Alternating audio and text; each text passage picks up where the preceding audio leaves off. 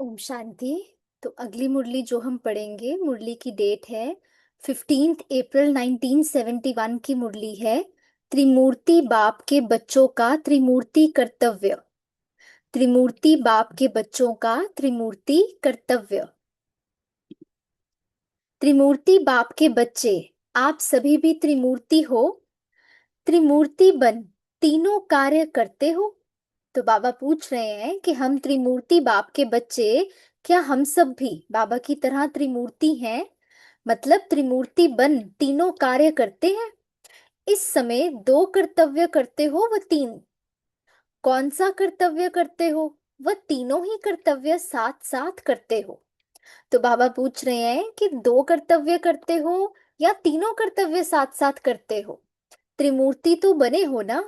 जैसे त्रिमूर्ति बने हो वैसे ही त्रिकालदर्शी भी बने हो।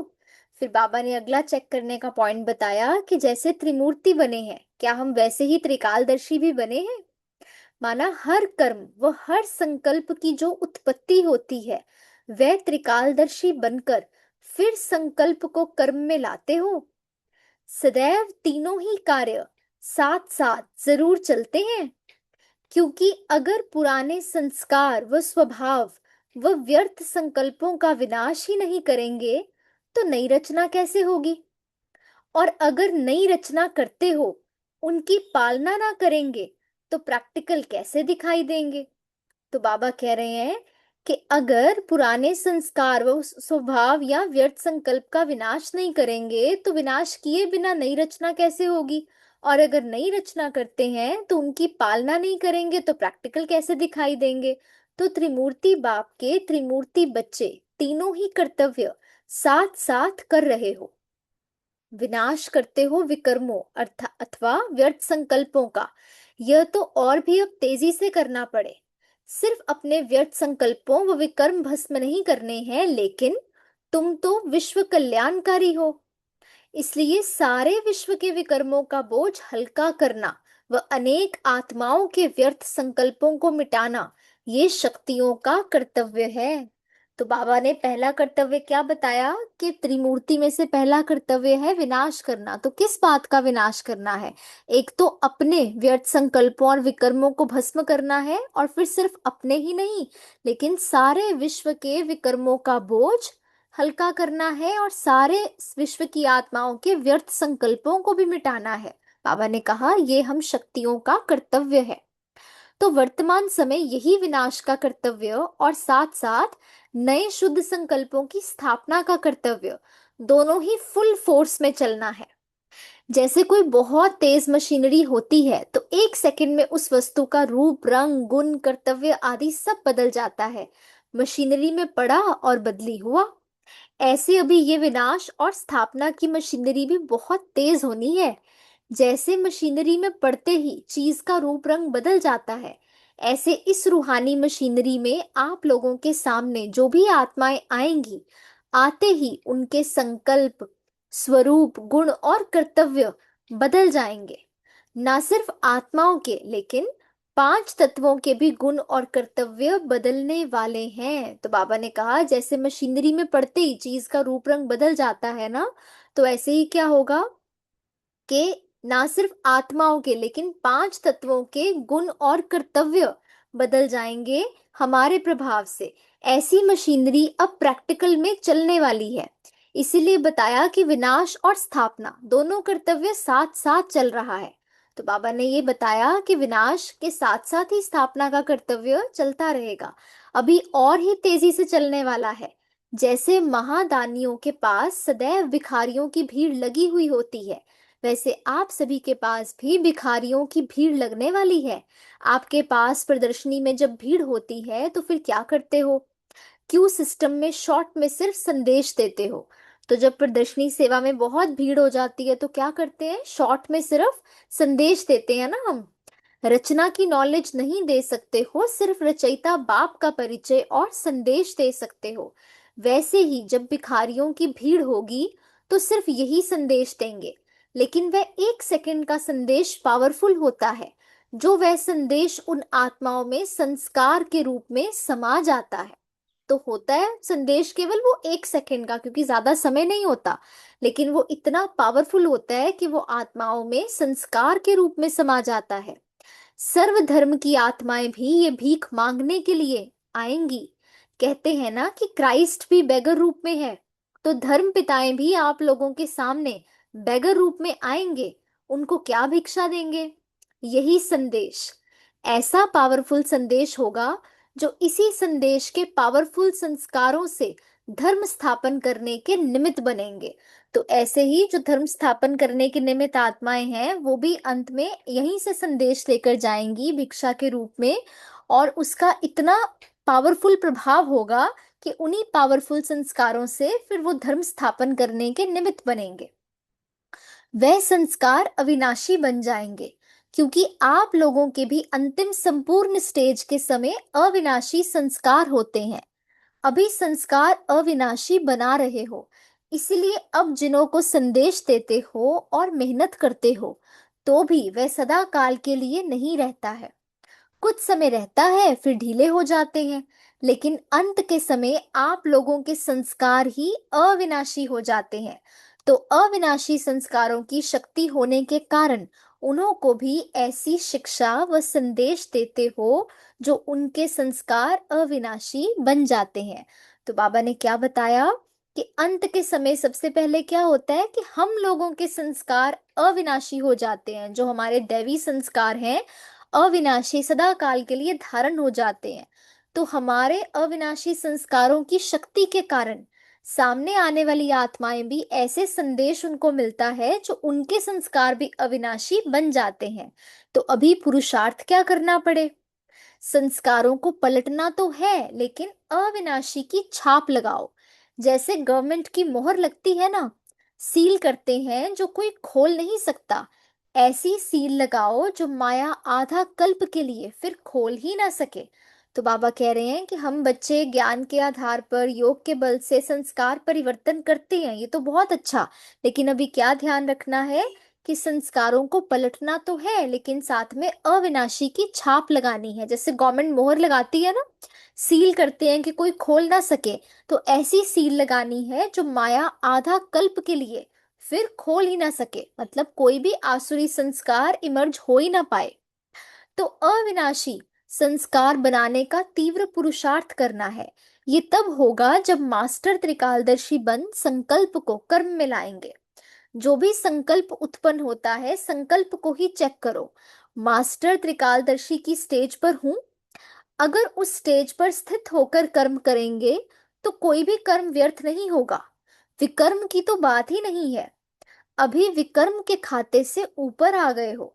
तो बाबा क्या अटेंशन दिला रहे हैं? बाबा कह रहे हैं विकर्म की तो बात ही नहीं, विकर्म से तो बहुत ऊपर आ गए, लेकिन अब महीन सूक्ष्म चेकिंग क्या करनी है कि कोई भी कर्म व्यर्थ ना हो। विकल्प भी खत्म तो विकर्म भी खत्म, अभी है व्यर्थ कर्म और व्यर्थ संकल्प की बात। तो अब हमारा ज्यादा क्या चलता है? व्यर्थ चलता है। विकल्प से या विकर्म से तो हम ऊपर आ गए हैं। तो बाबा कह रहे हैं कि इन व्यर्थ को बदलकर समर्थ संकल्प और समर्थ कार्य करना है। इसको कहते हैं संपूर्ण स्टेज। तो अब महादानी बने हो, ये चेक करेंगे। फिर बाबा ने पूछा कितने प्रकार के दान करती हो? डबल दानी हो वो ट्रिपल या ट्रिपल से भी ज्यादा हो? हर एक ने अपना विचार बताया। तो बाबा ने मुख्य 3 दान बताए। ज्ञान का दान भी करते हो, योग द्वारा शक्तियों का दान भी कर रहे हो, और तीसरा दान है कर्म द्वारा गुणों का दान। तो एक है मनसा का दान, तो मनसा द्वारा क्या है? शक्तियों का दान। दूसरा है वाचा का दान, और तीसरा है कर्म द्वारा दान। तो वाचा द्वारा ज्ञान का दान है और कर्मों द्वारा गुणों का दान है। मनसा द्वारा सर्व शक्तियों का दान, वाणी द्वारा ज्ञान का दान, कर्म द्वारा सर्व गुणों का दान। तो सदैव जो दिन आरंभ होता है उसमें पहले ये प्लान बनाओ कि आज के दिन ये तीनों दान किस किस रूप से करना है, और फिर दिन समाप्त होने के बाद चेक करो कि हम महादानी बने, तीनों ही प्रकार का दान किया, क्योंकि तीनों प्रकार के दान की अपनी अपनी प्रारब्ध व प्राप्ति है। जैसे भक्ति मार्ग में जो जो जिस प्रकार का दान करता है उसको उस प्रकार की प्राप्ति होती है। तो भक्ति में भी गायन है ना, किसी विशेष प्रकार के दान से किसी विशेष प्रकार की प्राप्ति होती है, ऐसा गायन है। तो बाबा कह रहे हैं हमें भी क्या करना है, रोज सुबह ही अपने को ये लक्ष्य देना है, प्लान बनाना है कि आज मुझे ये तीनों दान पूरे दिन में किस किस रूप से करना है।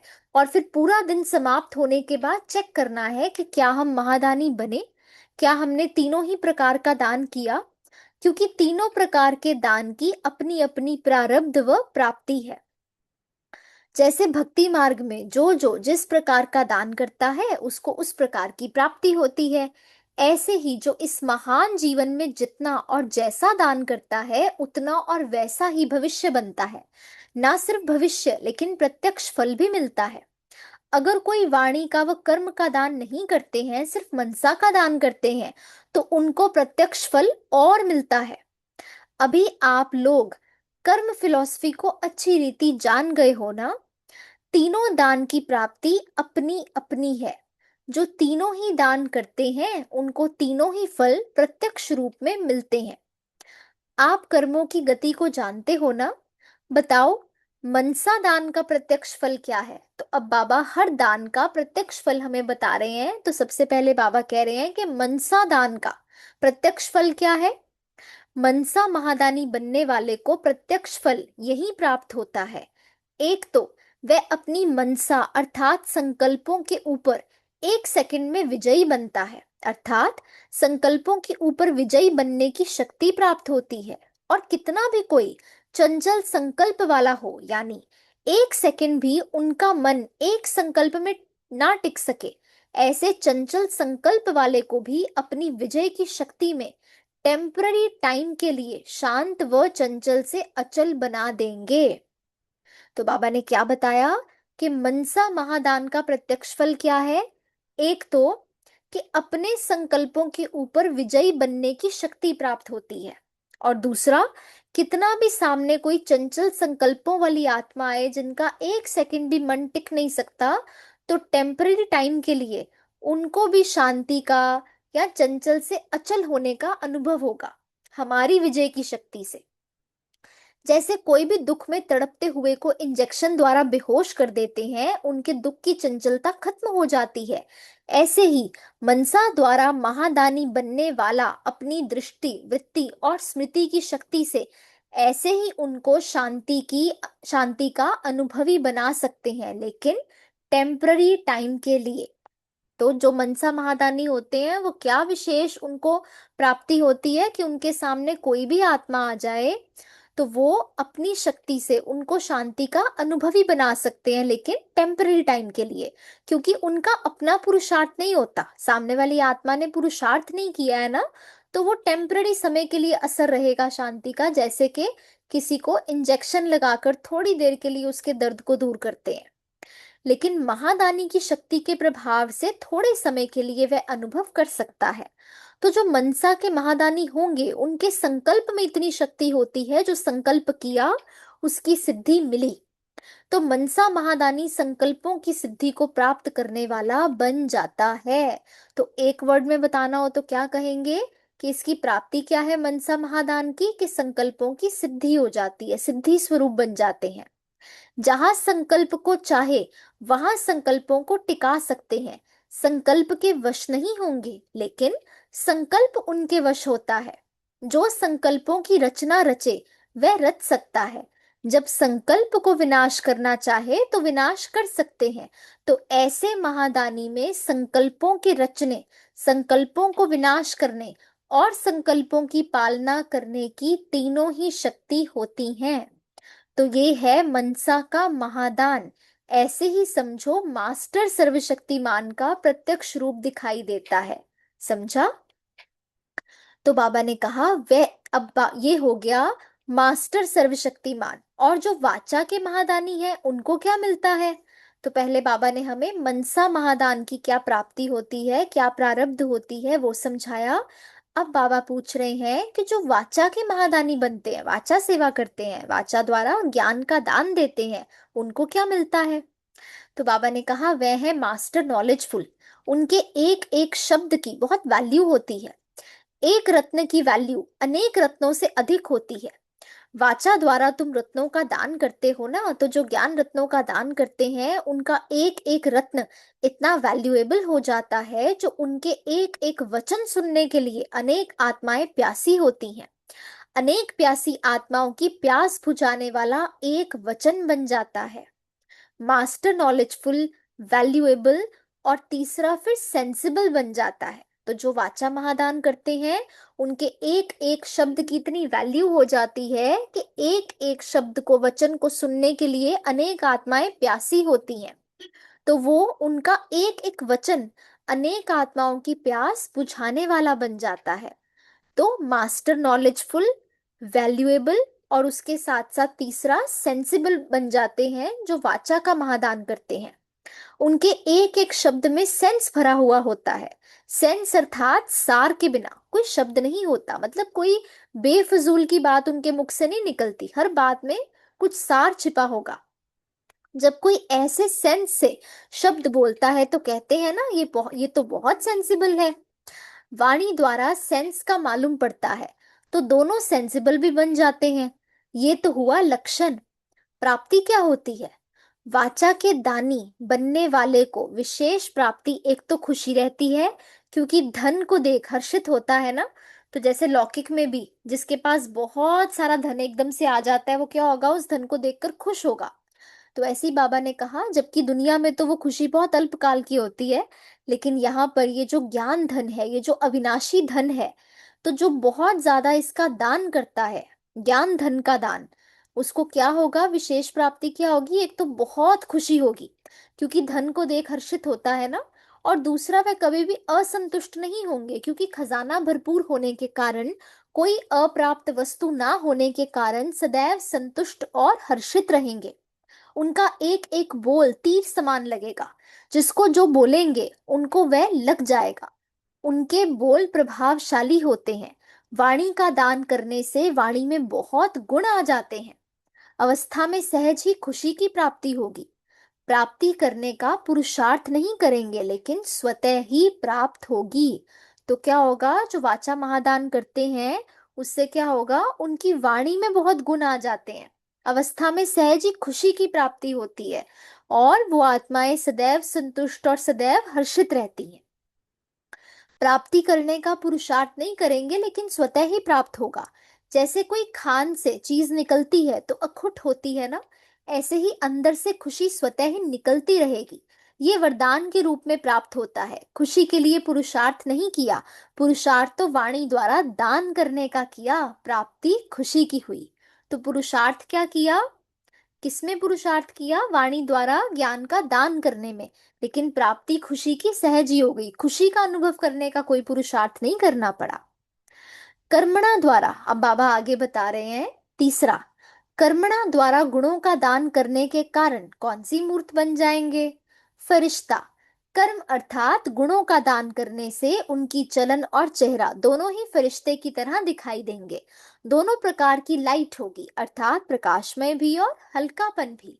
जो भी कदम उठेगा वह हल्का, बोझ महसूस नहीं करेंगे। तो कर्म में गुणों का दान करने से क्या होगा, हर कर्म में फरिश्ता स्वरूप की झलक दिखाई देगी। दोनों प्रकार की लाइट होगी, डबल लाइट फरिश्ता होंगे, मतलब प्रकाशमय भी और हल्कापन भी, कोई बोझ महसूस नहीं होगा। जैसे कोई शक्ति चला रही है, हर कर्म में मदद की महसूसता करेंगे। हर कर्म में सर्व द्वारा प्राप्त हुआ वरदान अनुभव करेंगे।